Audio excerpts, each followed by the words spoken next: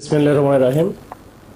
সম্মানিত চট্টগ্রামবাসী, আপনারা নিশ্চিত অবগত আছেন যে আমাদের বাংলাদেশ পুলিশের কনস্টেবল নিয়োগ পরীক্ষা চলমান রয়েছে।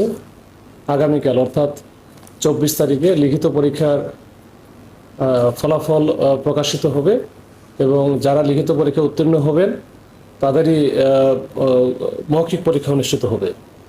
তো এই বিষয়ে সকলের অবগতির জন্য জানাচ্ছি যে সম্পূর্ণ নিয়োগ পরীক্ষা শতভাগ স্বচ্ছতা, মেধা, দক্ষতা ও যোগ্যতা এবং নির্ধারিত যে নীতিমালা আছে এটার ভিত্তিতেই সম্পূর্ণ করা হবে।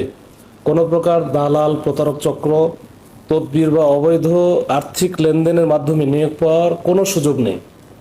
চট্টগ্রাম জেলা পুলিশ দৃঢ়ভাবে বিশ্বাস করে যে যোগ্যতার ভিত্তিতেই হবে নিয়োগ। দুর্নীতি ও তদবিরের কোনো স্থান বা সুযোগ নেই।